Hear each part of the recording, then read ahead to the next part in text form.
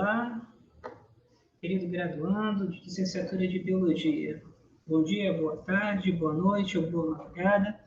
Estamos aqui para poder fazer um conjunto de pequenos vídeos sobre teoria da educação. São coisas que você já deve ter estudado nas disciplinas de Psicologia da Educação 1 e 2. Devemos também dizer que a necessidade daqui é somente de relembrar, né?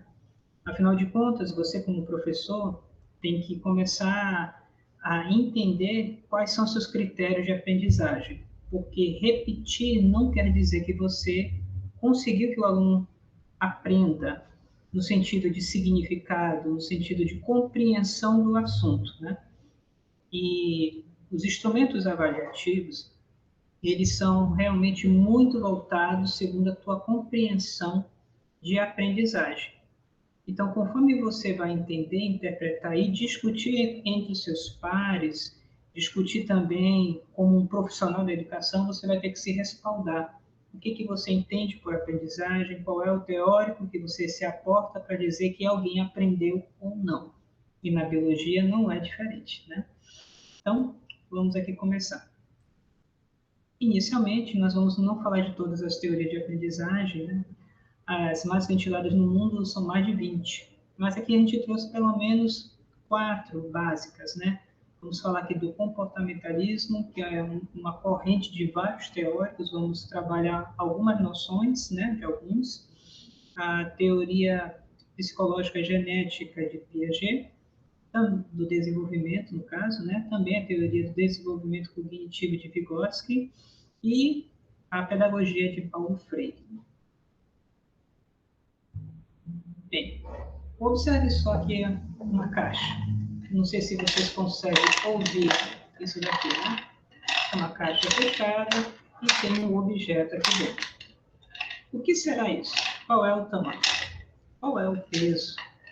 Qual é a forma? Qual é a idade? E a consistência? Esse exercício que nós estamos fazendo é de imaginar.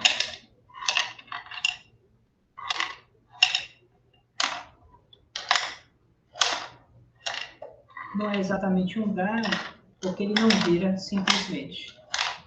Parece que ele tem algumas arestas. Mas, ao mesmo tempo, a gente sabe que não é redondo.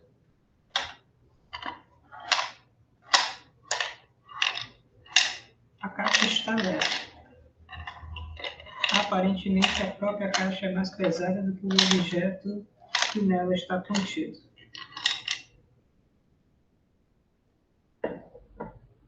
Isso aqui é para você perceber que você vai criar modelos de aproximação. Você talvez não saiba exatamente o que tem, mas você sabe, por exemplo, que não é um objeto líquido, não é um objeto necessariamente pesado.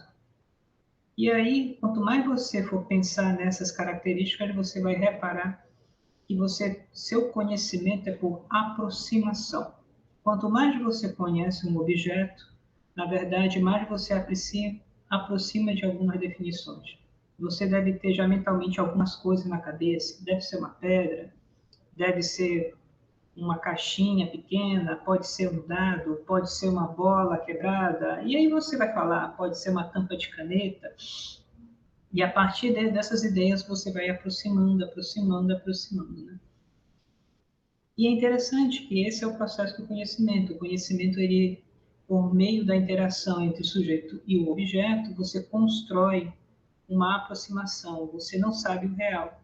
Mas porque se eu abrir a caixa, a gente vai saber. Aí que tá. A gente não pode abrir a caixa. Quando você vai ensinar, por exemplo, sobre síntese de proteína, você vai ensinar sobre DNA, você não pode abrir e dizer que aquilo é DNA. Você vai somente fazer uma aproximação. Pense nisso, nós não conhecemos as coisas em si, nós aproximamos dela. Com essa base que nós estamos falando de aproximação, as teorias de aprendizagem, elas percebem que nós, como seres biológicos, nós temos também um funcionamento psicológico que está em uma relação com o exterior. Esse exterior é um meio social, que são as outras pessoas, e o próprio meio ambiente, os objetos que nós conhecemos. Vamos lá, então. Primeiramente, a teoria do behaviorista, né? Também chamado de condutivista e comportamentalista. Ela usa o símbolo SR, que quer dizer estímulos e reação, né? Originalmente foi de John Watson, do século XIX, consolidada por Skinner e Harvard, né? Na década de 50. Para eles, aprender é condicionar de forma positiva ou negativa um indivíduo, que pode ser um animal ou humano, a operações provocadas pelo ambiente ou meio externo, reforçando, controlando a resposta do organismo. Então, preste atenção, aprender é condicionar. Quanto mais eu condiciono, mais eu posso dizer que o sujeito aprendeu, né? Aqui, você vai ter justamente o estímulo, que ele pode ser positivo, por uma premiação, pode ser uma recompensa, né, para o comportamento. Vamos imaginar, quem acertar ganha um chocolate. Ou então, quando você vê o seu bichinho, você dá um petisco, ou faz um carinho, alguma coisa assim, né? É uma recompensa. O negativo é uma punição para neutralizar a conduta, o comportamento, e exigir um outro comportamento. Então, todo estímulo leva a uma reação ou uma resposta, né? Então, comportamentos determinados a priori pelo mecanismo de controle. Você constrói um mecanismo de controle dessas reações. Você dá estímulos positivos para apoiar condutas que você almeja, que você aponta, e você faz estímulos negativos para desestimular. Aqui está dentro de uma ideia, de uma pesquisa psicológica voltada aos princípios positivistas, né, que são princípios empíricos de verificação da conduta externa. É lógico que o behaviorismo desenvolveu-se muito. Então, não é simplesmente um mero externo, mas também tem um envolvimento interno, mas ele é focado pelas respostas externas. Qual é a questão de muita gente criticar esse tipo de teoria? É que a ideia de um desenvolvimento interno de autonomia, subjetividade, apoio da cultura, respeito aos desejos e até o desenvolvimento da cidadania pode não ser o foco. O foco são condutas que são pensadas a priori. Observe só, talvez você possa estar me assistindo agora no seu celular. Não sei se você tem um comportamento assim, de você não conseguir ficar sem tocar no seu celular por 1 hora ou 2 horas. Se chegar uma notificação, você já fica assim, ó, meio tremendo, né? Preciso ver o que tem ali. E isso aí é um condicionamento. Você, na verdade, foi condicionado. E a maior parte das tecnologias da informação e da comunicação, ela funciona dentro desse paradigma, dentro desse formato de aprendizagem do comportamento. E você está usando agora e você está sendo, de uma certa maneira, condicionado pelos serviços que você utiliza, dos seus aplicativos e dos tipos de serviço de redes sociais que você utiliza. Bem, o behaviorismo tem alguns pressupostos. Primeiro, o comportamento resulta de um processo de aprendizagem. Então, todos nós aprendemos uma conduta. Então, mas eu sempre fui assim. Não, você em algum momento foi apoiado positivamente ou negativamente para você ter ou não essa conduta. Todo comportamento pode ser condicionado por meio de controle e manipulação das variáveis ambientais. Novamente, lembre do computador. Uma tela bonita, uma música ambiente, algumas coisas facilitam que você tenha uma disposição de estudar, né? O contrário, você não teria, por exemplo, ambientes barulhentos, falta de sintonia, dificuldade de concentração. Então, as variáveis ambientais, elas propiciam oportunidades de aprendizagem. E o comportamento compreende apenas as reações observadas de forma direta. Então, quem trabalha com essa base, ele vai justamente registrar a sua reação. Não necessariamente o seu pensamento, não necessariamente o que você está ali julgando, mas sim o que você faz, né?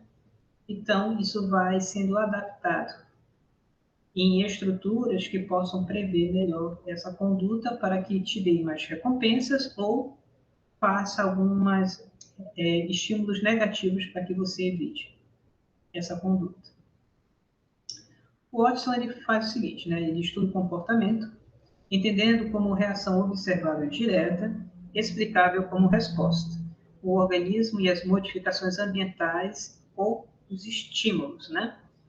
Como eu falei, são estímulos, modificações de algum aspecto do meio, e R, resposta, modificação de aspectos do comportamento por causa daquela variável que foi alterada.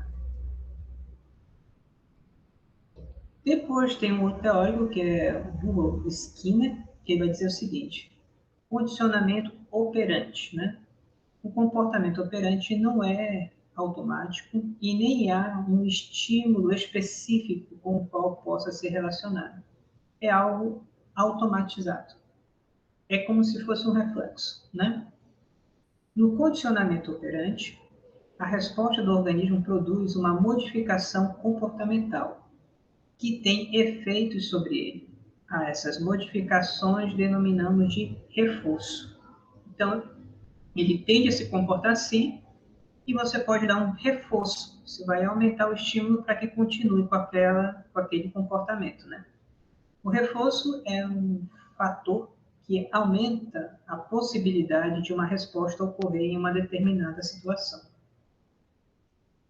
E o processo de condicionamento operante para Skinner: controle do estado de privação, controle da contiguidade temporal entre resposta e esforço, introdução de reforço, positivo ou negativo, em alguns casos de punição, e controle do processo de extinção do comportamento condicionado. Então, você coloca o indivíduo em uma certa privação de algum estímulo positivo em um ambiente com controle. Então, esse controle contingente temporal entre a resposta e o reforço. Se ele dá o estímulo e aí tem aquela conduta. E aí você vai colocar um reforço positivo ou um reforço negativo, né? Nós podemos ver muito isso, por exemplo, com notas, né? As notas, vamos dizer, o estudante, ele tem ali o seu instrumento, ele tem ali o estímulo para estudar, e aí quando ele tem um determinado resultado, aquilo pode ajudar como um reforço positivo ou um reforço negativo. Contudo, para Skinner, ele entende que esse reforço dessa variável, ela é pouca controlável para o sujeito. No caso deste exemplo que eu dei, o sujeito ele pode ressignificar, né? Tem um controle do processo e faz uma extinção de determinado comportamento. Mecanismo de condicionamento operante, novamente, reforço positivo. Estímulo que aumenta a incidência de resposta, quando é apresentado simultaneamente com ela. Reforço negativo. Estímulo que aumenta a incidência de resposta, quando é eliminado simultaneamente com ela. E punição, que consiste na apresentação de estímulos aversivos ou na repetição de um estímulo positivo após a emissão de uma resposta inadequada. A punição elimina a resposta, mas não ensina como agir. Ele inibe o caso, né? Pense nisso, por exemplo, com sinais sonoros, né? Determinadas cigarras de sirene. É incrível, por exemplo, que em algumas escolas, quando os alunos estão estudando, estão compenetrados numa atividade, toca a sirene, mesmo que ele queira continuar, às vezes dá uma pausa, para, né? Isso também é um sinal de condicionamento, né? Então, aqui tem a caixa de Skinner, você vai ver aqui que ele está trabalhando com o rato. Quando ele mais toca em um determinado botão, sai um alimento. Quando ele toca em outro botão, sai um choque. Então, quando há um choque, é um fator negativo ou uma punição. Quando ele aperta o botão para a comida, vem o alimento. Então, ele aprende por condicionamento. Então, reforço positivo aqui seria alimentos para um sujeito dados após a responder a um determinado comportamento pretendido. Reforço negativo, choques elétricos que cessam após o sujeito responder com um determinado comportamento pretendido. E a punição, choques elétricos aplicados após um comportamento não pretendido. Professor, não posso dar choque nos meus alunos, é verdade. Nem eu. Se caso alguém adote essa teoria, você vai ver que ela é mais interessante para meios eletrônicos. Por quê? Porque você, de vez de dar uma recompensa cognitiva para a pessoa, por exemplo, determinados tipos de informação que causam bem-estar, você priva. Você faz sistemas de privação.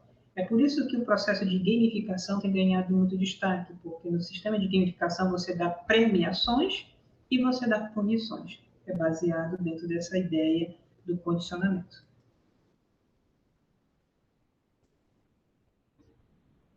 Vamos lá, nossas implicações. Skinner trabalhou sobre a ideia da máquina de ensinar, né? Instruções programadas. Olha, meu Deus, né? E ele fez isso na década de 50, pessoal. Então, a educação ela é tecnicista centrada na técnica. Então, a própria técnica dá resposta por si. Qualquer indivíduo pode usar. Aqui tem uma crítica. Por quê? Nos autores depois de Skinner, eles trabalham já com o conceito de personalização da educação. Então, o que acontece? Se cria algoritmos que se percebe que determinado estilo de aprendizagem do aluno, ele vai para determinadas recompensas e determinadas punições. Então, essa ideia tecnicista somente centrada na técnica, ela ainda é verdade. Só que hoje ela é controlada pela ideia de personalização da educação. Não é necessário a interação sociotécnico, basta a memorização e repetição, quando é, por exemplo, a ideia de você memorizar. Está muito baseado um pouco aqui também, né? O currículo, ele é disciplina programada, linear, sequencial, né? Às vezes fragmentado, né?